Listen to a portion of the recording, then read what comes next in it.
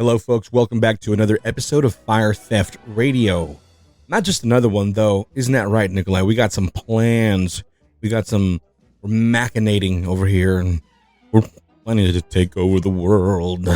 We got some stuff in the works, in the hopper. Yep. I was thinking of using thinking in the brain in the background actress. You remember that? Actually, very relevant cartoon. But so if you haven't read the title and you just said, I'm going to click on Fire Theft right quick and let's see what they got going on. We have a new series. I dropped all other series because I feel like this is relevant and I want to there's so much information to talk about from here till episode 100 that we had to do a whole series, and this is the first of them. The first episode of that series, and the series is called HYDRA. Okay, that's what it's called. And of course, if you know anything about HYDRA, if you know anything about Hydra, you know exactly what I'm talking about. It's a octopus. It's a web of connection. It's a specter. It's a secret cabal of situations going on in the background in order to bring about this new world order that is just now no longer even a conspiracy theory to even talk about. Really, it's like tongue-in-cheek conversation. Even on television, we hear politicians, and we are starting this global world order. Australia, when they launched their whole COVID-19 lockdowns, and this is day one of the new world order. It's just like, goodness gracious, it's really just out there now. So we're going to talk about it in the web that it is in order to create this. And how did we get here? Because we didn't get here all of a sudden, right, Mav? Right. We didn't just say no one just woke up one day and said, hey, you know what? It'd be a good idea to do an NWO. Nah, there's like a whole history. And in order to get people on board, you have to do something to them. You have to subvert their minds, right? And that's why this episode, part 1 of HYDRA, we're calling it Replacement Ideology. And the reason I am using that phrase is because you have to do that in order to convince a mass group of people to jump on board, right? But before we get into that, Mav, how you doing, buddy? Thanks for joining me. Thanks for coming on. And thanks for waking me up, actually, this morning, because I was totally asleep, not going to lie. Oh, yeah, it's always a pleasure. Got my coffee going, so we're ready to go. I mean, there's just so many things to talk about. It feels like the whatever master plan there might be or not be, maybe there's lots of little plans that they're just fitting together. Feels like there are more and more people who are seeing that there's, at the very least, something happening. And so the more that we start to talk about some of these different connections, I'm sure that there are folks out there who are going to make a lot more. And it's something that you can study for forever, because really the concept, the idea, it has been going on forever. There is one big, massive idea that has been going on really since, well, I guess we'd say since the Tower of Babel has been going on, maybe even further. But a lot to go. We're not going to cover all that today, though. No. So just the beginning. That being said, because there's so many factions of it, we split it up into many episodes, which will lead us up to episode 100. Along the way, we will have guests that have come on the show. We will have guests that have not come on the show, different podcasts sharing their research. And we're going to talk about these things and the information that they have, because I, quite frankly, don't have the time to do all of that research. So we're looking for people that have already done the research. So we're going to have people on. People that have already agreed on to come on are Buy Their Fruits podcast. William Ramsey investigates from William Ramsey Investigates. He's author, researcher. I mean, the man's very intelligent, very articulate in his research. So he does not talk about anything he cannot articulate well and say that there's a lot of substantial evidence for, which is why I really like his research. I really like William Ramsey's stuff. He's all about information that really is like tangible, So it gives you the links, gives you the footnotes. Love that man's research. He's agreed to come on and talk about a lot of different things. So that I'm trying to get Judd Burton back on. I'm trying to get a lot of folks, even Michael HYDRA, even though he's a little more difficult to get on, but lately, I should say, because every time I've asked him, he's come on the show at least 3 or 4 times already now. So he's got a lot going on. Yeah, he does. He's very busy. He blew up big time. He's always working despite fighting cancer. Very admirable. So he's definitely doing the Lord's work there for sure. So that being said, let's kick off the show. Let's go.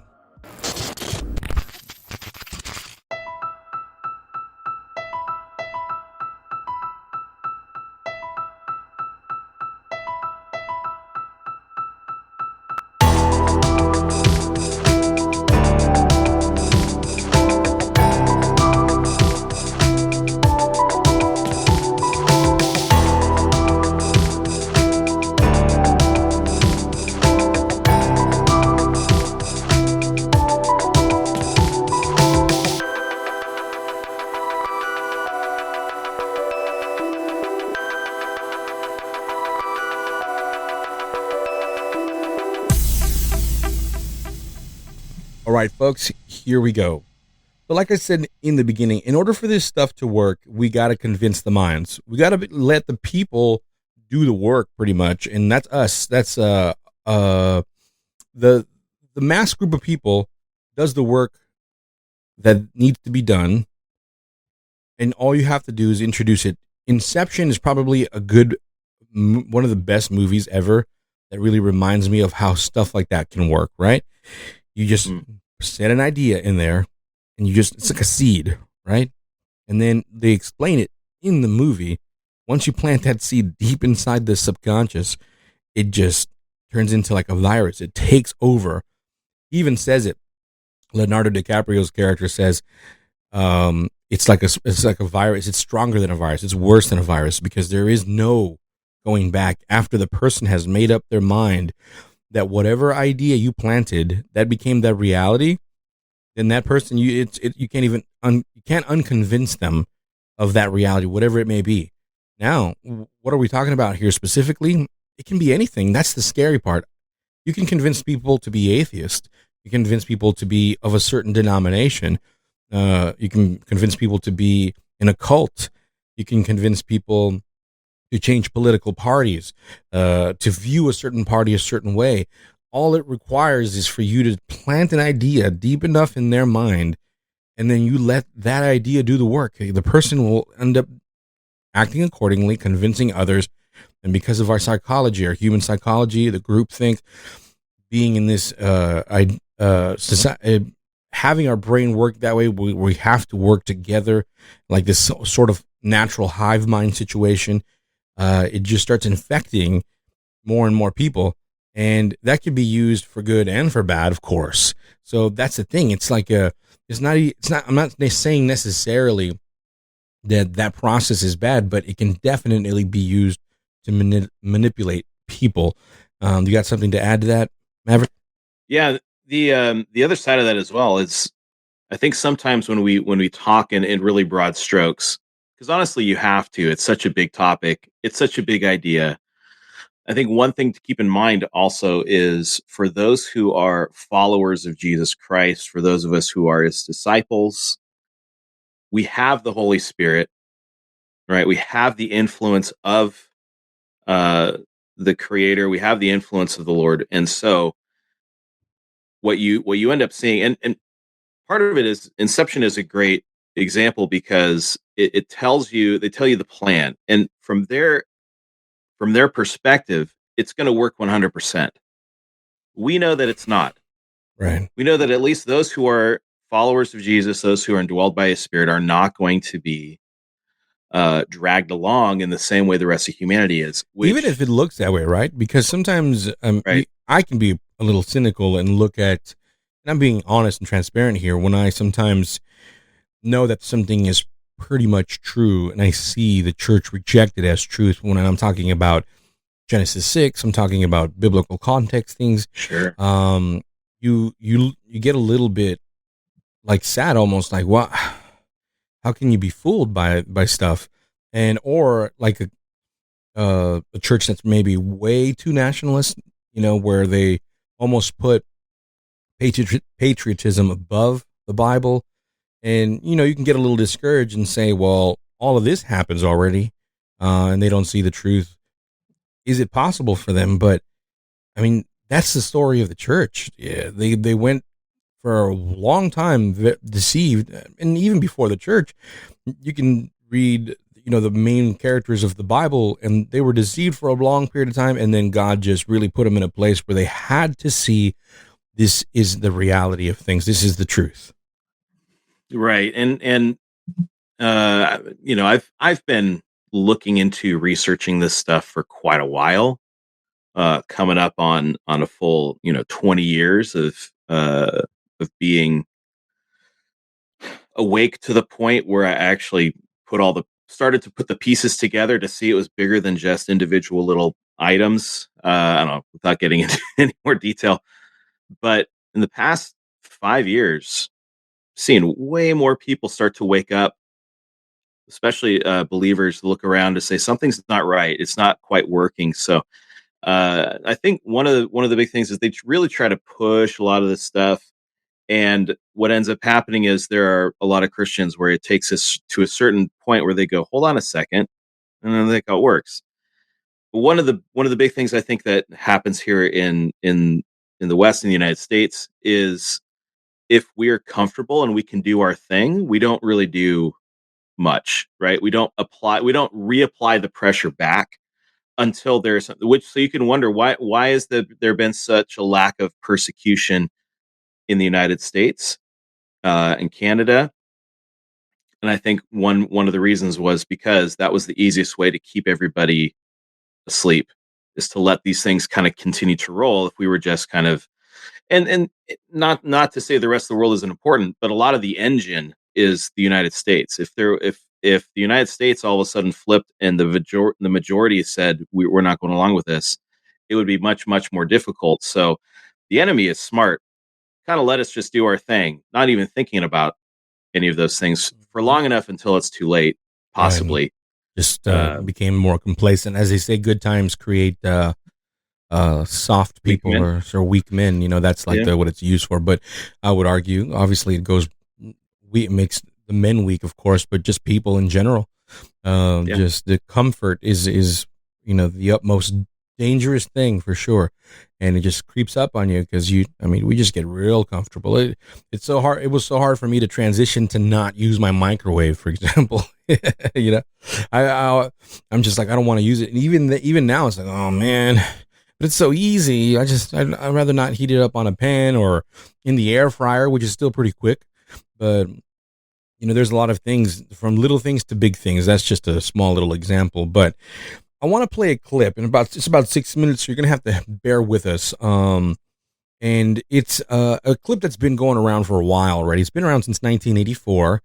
I think that probably is not a coincidence. But and I feel like it's a connection to the book for sure. And if you haven't read Orwell's 1984, I highly recommend that you do, because you can kind of see the mentality of this HYDRA situation, that it's how it's going to be like and where it's leading to already. And it kind of crept on us because of technology. And in order to make people okay with that, again, you have to subvert their minds. And so you have to do something that the KGB would call ideological subversion. The Soviet Union used to do that, and many other countries used to do that to other countries they wanted to take over, or a group of people, by promoting Lenin and Marxist ideology. So we're going to have Yuri Bezmenov, ex-KGB, explain that to you. And it was in an interview done here in America back in 1984. And what we're going to do is we're going to play just the first 6 minutes, and he's going to explain what ideological subversion is. And there's 4 steps to look in, 4 stages to bring down a country, and we're going to listen to one of them right now. And as the series goes on, we're going to explain the other stages and so forth and how they look like. in the country that we are experiencing right now. So go ahead and play that clip, Mav, and let's go from there. Well, you spoke several times before about ideological subversion. That is a phrase that I'm afraid some Americans don't fully understand.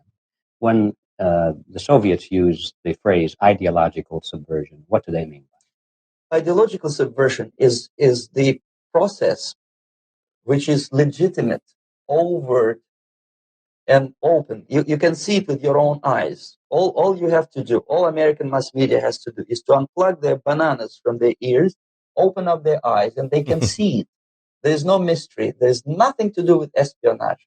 I know that espionage intelligence gathering looks more romantic. It sells more deodorants through the advertising, probably. That's why your Hollywood producers are so crazy about James Bond type of thrillers. But in reality, Right. the main emphasis of the KGB is not in the area of intelligence at all. According to my opinion and opinion of many defectors of my caliber, only about 15% of time, money, and manpower is spent on espionage as such. The other 85% is a slow process, which we call either ideological subversion or active measures, активные мероприятия in the language of the KGB, or psychological warfare. What it basically means is to change the perception of reality of every American to such an extent that despite of the abundance of information, no one is able to come to sensible conclusions in the interests of defending themselves, their families, their community, and their country. It's a great brainwashing process which goes very slow, and it's divided in four basic stages. The first one being demoralization. It takes from 15 to 20 years to demoralize a nation. Why that many years? Because this is the minimum number of years which requires to educate one generation of students in the country of your enemy, exposed to the ideology of the enemy. In other words, Marxism-Leninism ideology is being pumped into the soft heads of at least three generations of American students without being challenged or counterbalanced by the basic values of Americanism, American patriotism. The result you can see. Most of the people who graduated in the 60s, dropouts or half-baked intellectuals, are now occupying the positions of power in the government, civil service, business, mass media, educational system. You are stuck with them. You cannot get rid of them. They are contaminated. They are programmed to think and react to certain stimuli in a certain pattern. You cannot change their mind, even if you expose them to authentic information, even if you prove that white is white and black is black, you still cannot change the basic perception and the logic of behavior. In other words, these people, the process of demoralization is complete and irreversible. To get rid society of these people, you need another 20 or 15 years to educate a new generation of patriotically minded and common sense people who would be acting in favor and in the interests of the United States society. And yet these people who've been programmed and, as you say, in place and Yes. who are favorable to an opening with the Soviet concept, these are the very people who would be marked for extermination in this country? Most of them, yes. Simply because the psychological shock when they will see in future what the beautiful society of equality and social justice means in practice, obviously they will revolt. They will be very unhappy, frustrated people. And the Marxist-Leninist regime does not tolerate these people. They will join the links of dissenters, dissidents. Unlike in present United States, there will be no place for dissent in future Marxist-Leninist America. Here you can get popular like Daniel Ellsberg and filthy rich like Jane Fonda for being dissident, for criticizing your Pentagon. In future, these people will be simply squashed like cockroaches. Nobody is going to pay them nothing for their beautiful, noble ideas of equality. This they don't understand, and it will be greatest shock for them, of course. The demoralization process in the United States is basically completed already. For the last 25 years, actually it's overfulfilled, because demoralization now reaches such areas where previously not even Comrade Andropov and all his experts would even dream of such a tremendous success. Most of it is done by Americans to Americans, thanks to lack of moral standards. As I mentioned before, exposure to true information does not matter anymore. A person who was demoralized is unable to assess true information. The facts tell nothing to him. Even if I shower him with information, with authentic proof, with documents, with pictures, even if I take him by force to the Soviet Union and show him concentration camp, he will refuse to believe it until he is going to receive a kick in his fat bottom. When a military boot crashes his balls, then he will understand, but not before that. That's the tragic of the situation of demoralization. So basically, America is stuck with demoralization. And unless, even if you start right now, here, this minute, you start educating new generation of Americans, it will still take you 15 to 20 years to turn the tide of ideological perception of reality back to normalcy and patriotism. The next stage is destabilization. All right, we'll stop right there. This time, subverter does not care about your... Lots going on right there. Very important stuff, but let's focus on that, Mav. I mean, the demoralization is something that was the primary focus, right? And that's incredibly important, man. What do you got from me, Mav? I mean, it's very interesting. This clip is from 1984. You kind of think back to what was going on at the time. First Reagan administration, everybody saw the United States as an uptick. And to put it in perspective, this is 5 years from the fall of the USSR. I'll put the fall in quotes since we're not sure what that looks like, what that is. But putting it there and putting it on that timeline, it's very interesting to see some of the things that he's talking about. And if you place that there, you can extract some of that information, and when you apply it, you can see, wow, there were other things going on. Everybody was watching a certain number of issues, or a certain number of issues were being hidden. But if this was really going on, you can definitely look back and see that on the timeline. Mm-hmm. And demoralization, historically speaking, has been enhanced by our own government often. To this day, there has been connections to government and like pornography, the funding of it and the spreading of pornography. Yeah. And why would that be? I mean, think about it. I saw this meme, and it's a funny meme. It's a bit crude, but it's true. And I saw it on a Christian page that tries to help men to not pleasure themselves with pornography and things like that. It's called like the no fapping, I guess. Like that's a thing to say, no fap. What, I don't know. I'm not sure where that came from, but so that's what the kids say. Yeah, that's what the kiddos say. Yeah. And it said that men used to do greater things when it was harder to see boobs. and I thought it was hilarious because it's true. And that's one of the biggest things that you want to do if you want to take over a country. You weaken the men, you weaken society by making them completely immoral. And if you can introduce pornography, for example, which is now accessible for free for everyone in America, right? You used to at least have to do the walk of shame to a liquor store or to some adult bookstore, and everyone would know, hey, you're a filthy animal for buying that, but you just take the shame, you do your thing. And now it's like, no, anybody, 9-year-olds, 10-year-olds, if you don't put blocks on the phone or anything, they're in that world with a click of a button, no problem. You're walking around with unlimited amount of pornography. And the crazy part is that if you know anything about modern pornography, that it's videos uploaded by other people, your average citizen. It's not even porn stars anymore, right? And Right. that's like a demoralization right there, just because of how that works. And again, these companies have been found to be working directly with the government and things like that. And why would that be? Why would the alphabet soup agencies care to be invested in those things? That kind of money be invested in those things? Why would they spread that? Why is it free? Nothing is free, especially in America, right? Right. So why is pornography? If you have to ask yourself that question, why is it accessible? What is Right. it trying to do?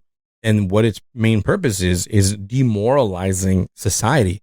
Now, the ramifications of that is, if you look at studies at what pornography can do in the mind, it's the same brain synapses that are shooting off in a brain is the same if you're addicted to heroin, cocaine, things like that. It's exactly the same when they look at two brains side by side, one's having a cocaine trip or a heroin trip and one's watching pornography. It looks almost identical. And it's just this addiction. And of course, what does that happen? What happens when what is the phrase? What happens when things are like that is divorce is through the roof, right?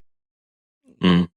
People, even in the Christian world, we used to at least have, be proud that, oh, look at the Christian doesn't get divorced at the same rates that regular people do. Actually, it's not just that divorce is through the roof. Mhm. There's a large number of people who just see marriage as not even a thing Right. anymore. So the subversion is even greater. Right. 'Cause And divorce is only among married people, Right. obviously. Yes. Yeah. And now it's not even the divorce. It's like the people that get together don't last long together, even them. Right. And they're, I'm just going to try this out for a few years, see what it looks like. And you're basically practicing divorce because you're just there. Oh, it doesn't work out. Let me jam out. Let me run away. And that's what have people practice more often than not. What does that leave behind? Leaves behind a lot of fatherless children. Leaves behind a broken home.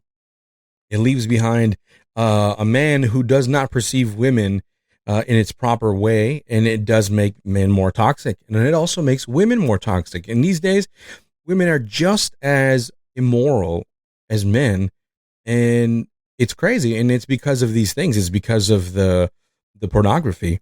So when you demoralize people and take over their mind, you can easily manipulate them, just like Yuri was talking about. And that's not a new concept. That's a very biblical concept, is what I'm trying to get at. Every time God saw his nations in the Bible start becoming incredibly immoral, he's like, you guys are going to get destroyed. You're going to internally combust pretty much. Don't do it. Sometimes it wasn't even him, God saying like, oh, I'm going to destroy you. Sometimes like he's warning you, don't go down there. Trust me, don't do that. It's not gonna be good for you guys. And they were like, no, we're gonna do our thing for a while. And they would get taken over by some other country, and then they would have to fight back for their country. And that just happened over and over and over in the Old Testament. And it always happened following the demoralization of that country. And I think another thing to point out, it would be, it's not always an external impact, an external judgment. You read in Romans, and it says that the first judgment is the Lord gives them over to those things. So one of the judgments is the actual sin itself. So the Lord actually gives them over to it, and then it will have its full effect. So it's almost like you keep pursuing it, keep struggling for it.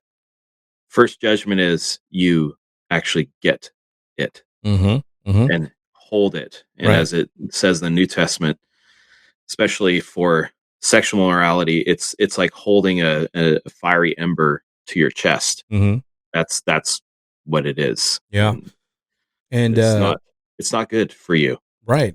And to do that. Once you demoralize them, you make them more malleable, right? So now we are drunkards. I mean, I'm saying that in a general sense. I'm not saying me and you, Mav, but obviously here in America, drunkards, we don't take marriage serious. Everyone's doing their thing. completely demoralized. So when new ideas come along politically, believe it or not, it'll affect you because it'll make sense, right? Let's talk about abortion, right? So now that comes along, more people have jumped on board more than ever. Why do you think that is? Yeah. Now, when you say the word demoralized, you don't mean someone who's sad. You mean someone Correct. who is having morals being taken away, right? I just thought we Right. should refocus on that. We're not Absolutely. demoralization sometimes is like, oh man, I'm discouraged. It's like, no, we're actually it's a it's a systematic removal of established morals. Mm-hmm. Or you can say objective morality or truth, and then you replace it with subjective morality and truth. My truth. Everyone has their own Right. truth, and when you get there, then it's like that famous line that I love from the first movie, Incredibles. The mom tells his little kid, what's his name, Dash, tells Dash like, oh no, everyone's special. And then the kid's like, well, if everyone's special, that means no one is special. Right. and it's just so perfect because it's true. Like there needs to be a truth, a fundamental truth. Or if everyone has their own truth, that means there isn't a truth. And everyone can come to their own conclusions about what truth is. And that sounds all wonderful and all. But in the end, we need to be led towards the truth. Otherwise, we internally destroy ourselves, right? Right. You end up with the same situation you had where Jesus goes to Pontius Pilate. And as they're having the discussion, Pilate finally just says, what is truth? Because he's actually at that point. Right. That's actually Right. one of the deepest conversations in the Bible with Jesus and someone else. Yeah. And it happens with this Gentile leader, this governor, this person that the rest of Jesus, his culture and society would say is the enemy. And Jesus is having this pretty deep conversation with him. Mm-hmm. And you know what's funny? And I'm not saying that he was immoral. What I'm saying is that was the culture he was coming from. That was Right. normal for him. Right. In that Roman culture to have at least segments of their society in that, follow along in that way that we're talking about today. Right. During that time, it's great that you bring that up because that was near the fall of the Roman Empire. And they were at a place where we are now, where they didn't even know what truth was. I mean, here in America and in a lot of more liberal centric countries, I mean, we don't even know what a woman is, right? That's just where we are. Like, what is a woman? I don't know. It's crazy. And so that's a very important conversation because these days, if you talk about truth, that means so many other things depending on the mind that it's falling on, right? And so it's incredibly important to stay objective with those things. But you mentioned something really interesting. I think people should know about Korea and how that changed so drastically. Can you bring that up? Yeah, Korea really is if you look at it, it's an example of what this is. So Korea, real quick, we're not going to get extremely deep because we can't. Maybe we will on a future episode. There's a lot of things there. But the Korean War was in the 50s. All right. And it's the 2020s. So that's a nice 7-year block. That's a biblical generation. Right. If you look at the difference between North and South Korea is seen as this, in fact, in some ways, more technologically advanced than the United States. High speed T1 internet is mandatory in all apartments if you're going to rent them out. Not saying that's the pinnacle of society, just telling you that's kind of where they're at, as far as that goes. South Korea, churches are sending missionaries to the United States. So even in all these different realms, you've got these things at South Korea. Okay. Then you go to North Korea and it is dark. It is they're starving there. You have people who can't live normal lives. Cannibalism is common. It's nuts. People eat rats for treats. It's an insane thing that if we actually looked at it, we would be horrified. But one of the things that is so interesting is how their worldview, their view of history is different now. So in South Korea, you have everything that we would say modern society would have as far as availability of information and even availability of the gospel, I would say too. So they've got all of this going on. And in North Korea, their cosmology starts with the Kim family. They say that they're the creators. They would say Kim Jong Un uh, is the son of God. They have they really do believe this and think this. They don't understand that Americans are humans. It's in the same way that it's their whole view of the world and everything is completely skewed.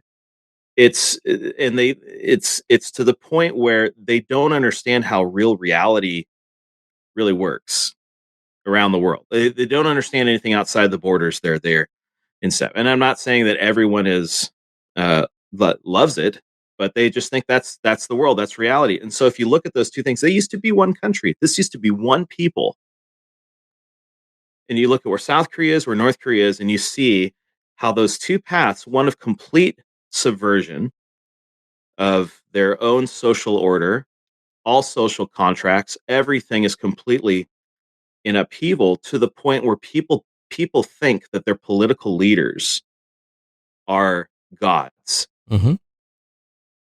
And live that way. Nothing new under the sun, right? That's tales of Egypt and things like that. Right. It just happened. It just continues to happen.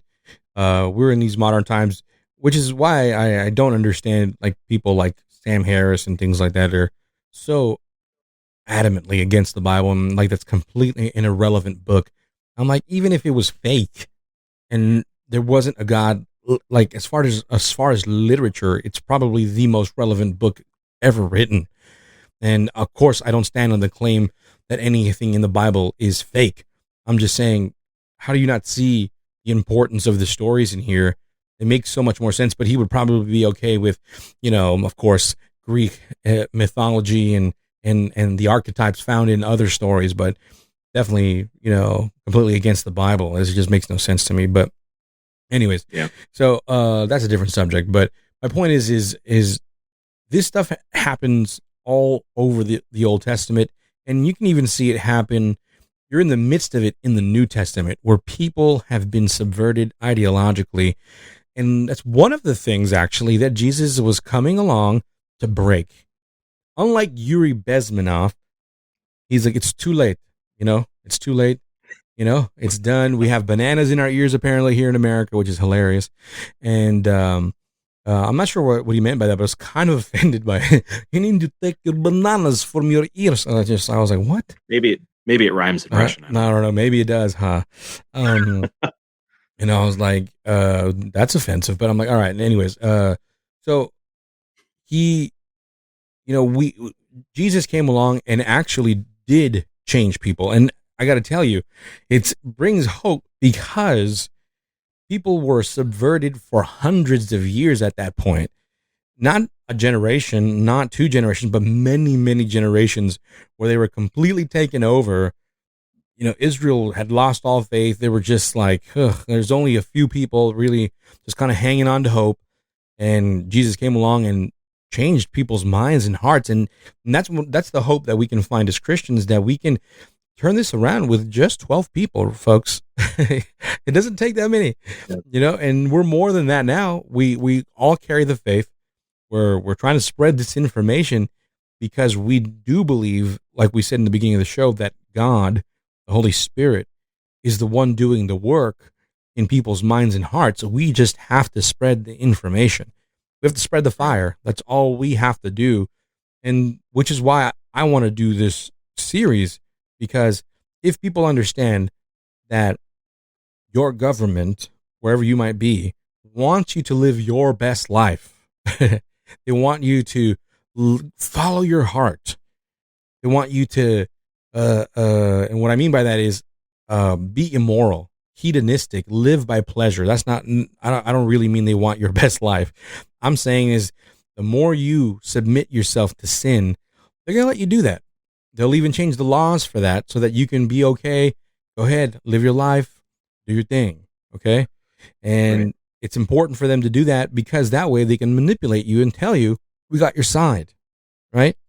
We're on your side, just like they pretend to be on your side with this whole Roe versus Wade situation, because it's important for them that abortions continue because a lot of corporations benefit from that, and it has nothing to do with, oh, women's rights.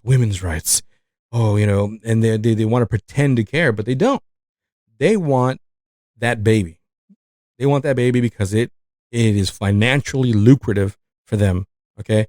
And we think, oh my gosh, Nancy Pelosi cares. Dude, she does not care. Okay. She doesn't. I don't even want to get into the politics of these things, but all these people have been subverted over time. And then now they have a group of people. So it was funny that he mentioned that there's people that barely graduated high school or college, and then now they're leaders of, government things. And that's happening more and more here in America, where we have people like celebrities running for mayors and presidents and things like that. It's becoming more of an issue, because I think that should open people's eyes more and more that you can use people that are basically actors to be leaders of people, and they're demoralized. Like, listen to AOC talk. Goodness gracious, that woman is crazy. She's crazy. But people follow her like it's like a thing, because the youth have been so demoralized where they just think everything is kind of meaningless, almost nihilistic. She'll say something that sounds kind of cool and they just go with it. Go ahead, Matt. Okay, and I'm not a creeper, but while I'm walking around in my neighborhood, taking my walks, sometimes that's the time when I pray and all that kind of stuff. Yeah. I look over and, I happen to look into someone's window, their front window, and the drapes are wide open. They're walking around. Clearly, I don't care if anyone looks inside. But above the mantle was a picture of Obama, Michelle Obama, and AOC on the mantle sitting there. And I'm like, this feels very, communist country kind of. I've got a picture of, or I got a picture of Mao or whoever. And you've got these three pictures sitting there above their mantle. And then I could tell what age they were because I saw the record player with just stacks and stacks of LPs. So they're that between millennial and Zoom generation where these are the heroes. You say leaders, and what's so funny is that word leader is used and applied so many different places. A leader is just somebody who other people follow. It doesn't mean you're elected. It doesn't mean that you're smart. It doesn't mean that you have any kind of authority. It's just a leader. Right. So that's what they're seeing these individuals as. They are their leaders. And that's a very dangerous sort of mentality just to have is that sort of blind following of someone. Right. And it goes back to a lot of things that Yuri was talking about. Oh yeah. And a lot of that is pushed because of propaganda. And this is probably the last example I'll give. And we'll actually do an episode on propaganda, and that's kind of my objective, but I'll bring it up shortly. For example, me and my wife lately have been watching different comics online. We're just trying to see who's funny, looking up. Obviously, I have like pretty much every video provider. Don't hate me, but that's how I get a lot of my content, because I'll watch it and then I'll talk about it on the show. And I have Prime, I have Netflix, and I know some people will get triggered by that, but it's not like I'm here promoting it to my whole family. It's just one of those things. I'm like, I'm going to see what this movie's about, and I want to talk about it on the show because it confirms what we're talking about. So, that being said, we're watching all these new comedians that are coming out with specials, and almost all of them are pushing. For example, they all make fun of the fact that the pandemic shouldn't have been as bad as it was if it wasn't for the right-leaning folks saying, I have my rights not to wear a mask. I have my right. And they're always making it seem that we would have been better off if everyone just listened to the government and put on their masks 100% of the time. And the reason it got so bad, it's because of the right. And I've seen that already in multiple specials. and people buy that. You hear the whole crowd just applaud, like, yeah, ha, oh yeah, you know, and you can see that that comic is just pushing this agenda, and people buy it. Hundreds of thousands, if not millions, of downloads will happen to that thing, and that's all it takes. Yep. A small percentage of those people will buy that. Just the people in that room, let's say there's 100, 200, 300 people in that room, they seem to all have agreed to what that comic said. And they all are going out there into your world, spreading that kind of understanding, not looking at, like Yuri Bezmenov said, not looking that if you look at the facts, masking and all that stuff was worse for people, and the lockdowns were worse for people than ever. It spiked all kinds of mental illness. It spiked depression. It spiked suicide. It did not help the spreading at all. And it can only stop bacteria, not viruses, especially a small virus, by the way, that is micron smaller than the mask can actually stop. Because it doesn't have the potential to do that. And even though the people that deal with coronavirus have full-on hazmat suits, zipped up, and a suit underneath the suit and a mask, but you think that your bandana is going to protect you from the virus, it's crazy. And then you get mad at people that don't have one. It doesn't make any sense. It's outrageous. It really is outrageous. And nobody addressed the issues of health. Nobody talked about how the people that died had comorbidities like heart disease, like diabetes, like all of these issues, which is caused by the food that we eat, that the corporations are feeding us. Nobody talked about that at all, right? And or even a large percentage of the people who died were already at the age, they were past the age of a normal average death. So that if they didn't die from this year, on average, they were statistically going to die from something else this year. Right. And now the general data for the vaccine is that it's at best 10% effective, at best. And this is holistically. If you look up a lot of the data, not if you look up at left-leaning sources or right-leaning sources, because people love to do that now. If you look up at most of the reports and look at those holistically, you'll see that the information you're talking about is incorrect.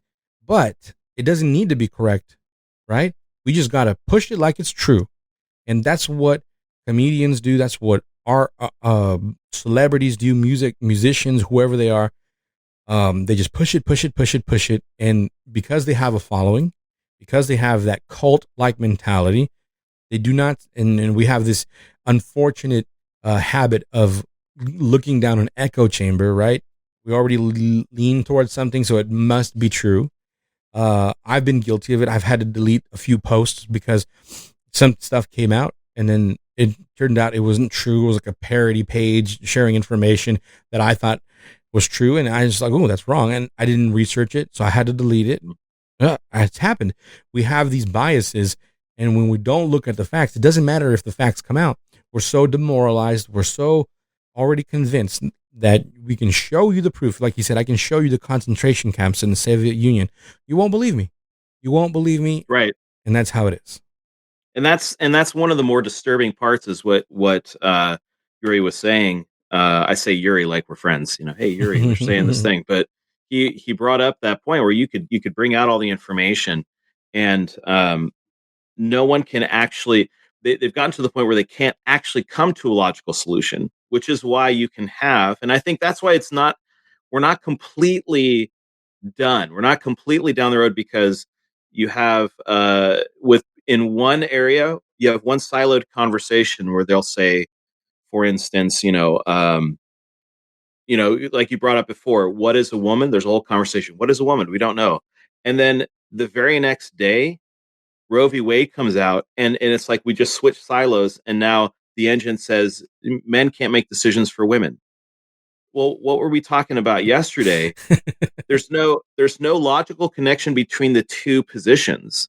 It's just, this is the position for this thing. And so it's almost like we left that silo, now we're here. Now this is what we say. And you can see the illogical nature of some of the conversations that happen.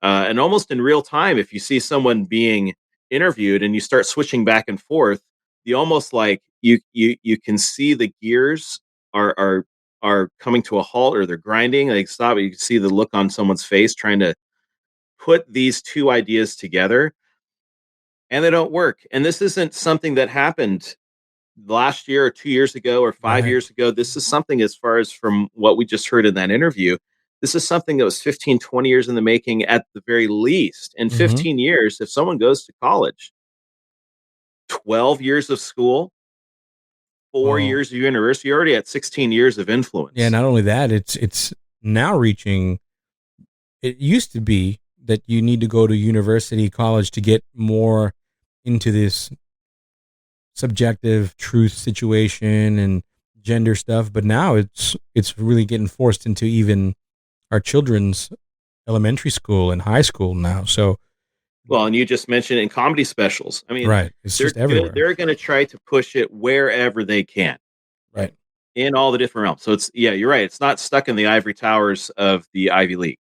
Right. That's the scary part. And so, again, these are all examples of ideological subversion or replacement ideologies, I'm calling it. The reason I call it that is this. Obviously, if you didn't know, and some people don't realize this, we are a Christian podcast. Maybe because we don't bring up God or Jesus maybe directly a lot in certain episodes, but we are. We definitely are. We believe in the Bible to be true, and we hold that dear. So if you don't have that objective truth of the Bible, and if you don't agree with that, I mean, I highly suggest you get into some actual Bible study, because I was a Christian for a very long time and I had no idea what the Bible said. And what's one of the reasons when I saw Peter Joseph documentary on what's it called? What was that documentary called? It escapes me. Zeitgeist. Yes, Zeitgeist on religion. I was like, oh my gosh, Jesus isn't real. He's just a regurgitation of Greek gods and Egyptian gods. And I fell for that hook, line, and sinker almost, because I wasn't aware of the Near Eastern context of the Bible. I wasn't aware of the historicity of the Bible. I wasn't aware how much historical truth there was to the existence of Jesus outside of the Bible, not just in the Bible, but outside of the Bible, proving that man to be alive, or God to be alive during that time that he said he existed. Not to mention the prophetic implications of the Bible, not to mention all these other things that the only religious book that has gotten so many things correct and never wrong would be the Bible. And they want to talk about, they do whole documentaries about Nostradamus and his things, even though most of what he said never came true. But they want to focus on certain things that almost sound like they came true. And, we need to pay attention to Nostradamus, this occult practitioner. Let's look at him. Let's look at a Da Vinci, right? Let's look at Pythagoras. Let's look at all these people, all these occultists that we practice a lot of their stuff subtly within our schools. But no. Let's not believe in the Bible, the historical, even though it's like the book with the most proof of things that are real. And if we don't hold to that objective truth found in the Bible, it's going to get replaced with another ideology. It's 100% going to happen. So if you don't hold that, go ahead. And there are a lot of people who are actually taking Christianity seriously because they see all those things happening. Maybe they are able to take at least half a step back to see some objectivity, and they're looking and seeing, why is every attack focused on this? That doesn't make sense. And the only reason it would make sense is if there's something there. And so there are people who are starting to turn to things of Jesus, things of the Bible, things of, trying to look into this to say, why is everything focused on attacking that thing? Right, because you see truthers out there like Sam Tripoli. He's had L.A. Marzulli on his show. Yeah. He's had other Christians on his other podcast that he has. I think it's called what is Sam Tripoli? He's got multiple podcasts, and he's had Josh Monday on and talk about God, and he's shared those episodes on his feed, and his followers are listening to this weird stuff from a Christian biblical perspective. And you see Jordan Peterson talk about the Bible, and you can have your qualms about him or whatever, but that's fine. I understand it completely. I do, always hold everyone open with an open hand. Like I don't say, oh, he's the absolute truth of everything, but the way he speaks about the Bible has woken people up to the relevance of it, at least in a literary way and a archetypical way. And so people are just kind of really leaning towards those kinds of truths. And you do see this, people like, what's his name? I had him on the show too. Unpopular Culture, Conspiracy Theories. Isaac Weishaupt. He calls himself Isaac Weishaupt. Yeah. He proclaimed. I was going to bring him up too. Yeah. Yeah. He's become a Christian, and more so because he sees that anytime there's this alien phenomenon, occult stuff in celebrities, it's always attacking Christianity. It's always trying to say Christianity isn't real, isn't true.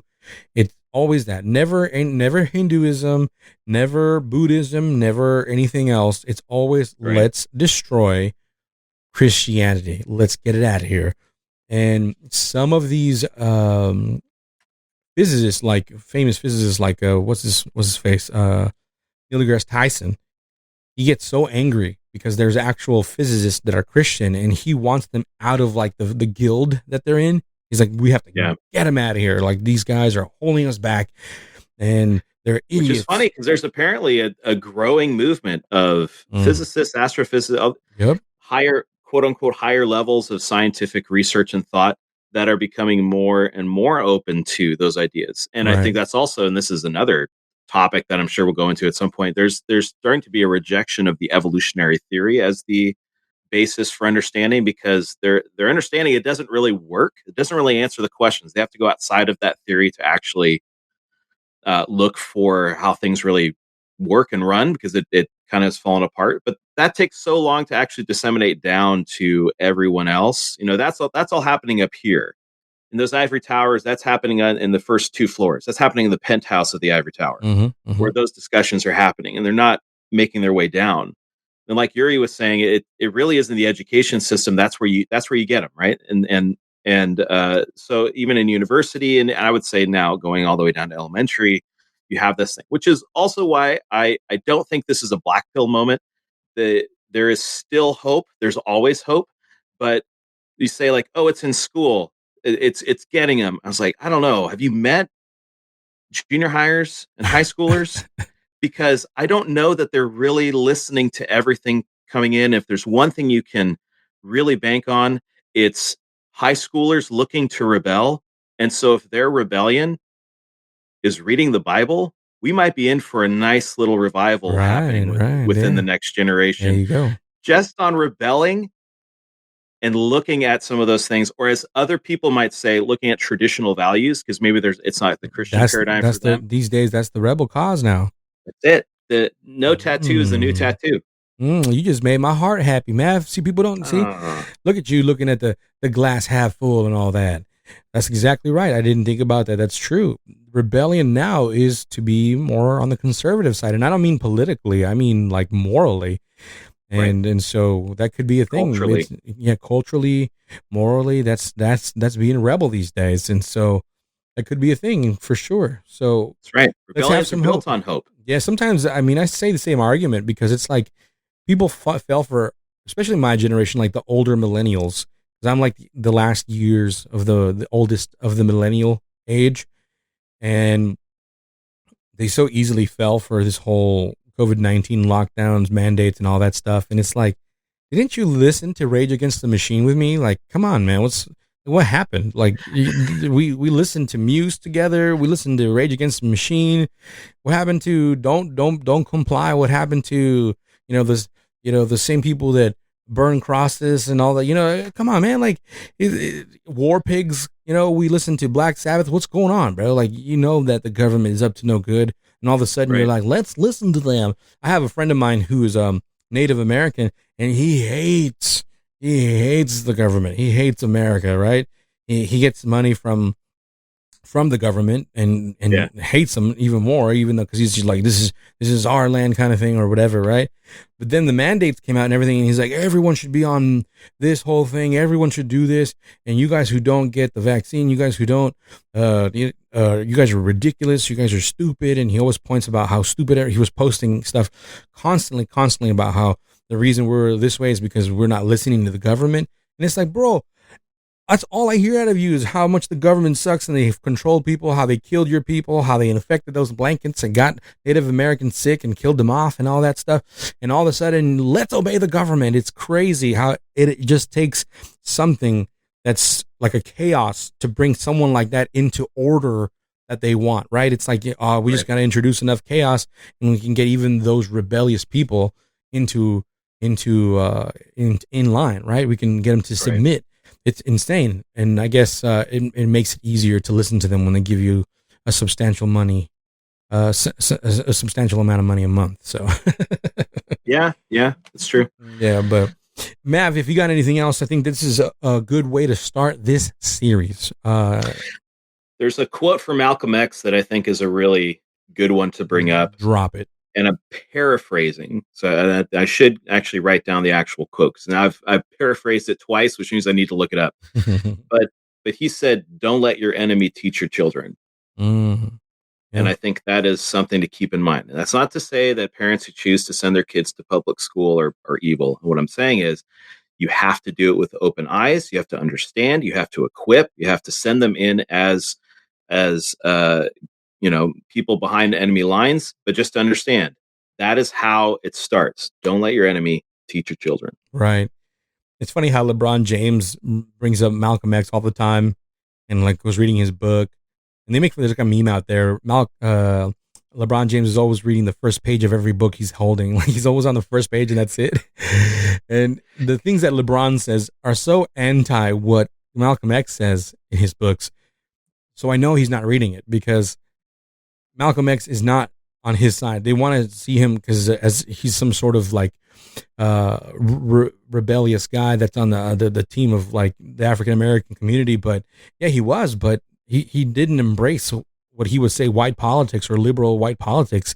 He didn't embrace what a lot of people like LeBron, like the wealthy African American community, like to say that, oh, we have to embrace this side and there's the left side of politics. It's like, dude, you guys aren't even reading those books. You guys are pretending to know what you're talking about by bringing up Malcolm X, because he's not on your side. Like what you're doing right now, he would be completely against Malcolm. If Malcolm X were alive, he would definitely not be over there with LeBron James and all that stuff. Absolutely not. So no. It's ridiculous. But anyways, it just shows the ignorance of people. That they just want to latch onto something without no knowledge of what it is. And you just, I'm a firm believer of that. That's why we're called Fire Theft Radio, fire representing knowledge. And we want to spread this fire. We want to spread the knowledge. And the more you know, the less you will suffer. That's what God said in his word, right? My people suffer from lack of knowledge. So we're trying to close that gap. Hopefully, God can use this information to really help people out there. And I know people have sent me messages telling me that it's helped them out, that some people have left cults or confirmed what they were feeling about being in cults. People have embraced other churches that they needed to go to or gone back to church. I've seen some downloads happening in China, in different countries. So that, the Bible is really not the biggest thing over there. So all of these things are blessings that, I'm just saying yes to God. Mav is over here helping me now. We're just saying yes to a calling, and then he does the rest, right? I think this I was talking to Mav earlier. We started posting more episodes this year, and the downloads spiked almost immediately. We went from like hardly any downloads to like 17,000 downloads, and it was like, wow, no way. And it just constant downloads coming in now, because we are saying yes to God. That's all it is. And it's funny. I did a whole service one time for the youth, and sometimes we think serving God requires you to do all these other things, but it's funny because I only see it as you said yes to the one thing, and that's really all I see. And then God from there literally takes over and capacitates you, and then you're like, wow, how did I get here?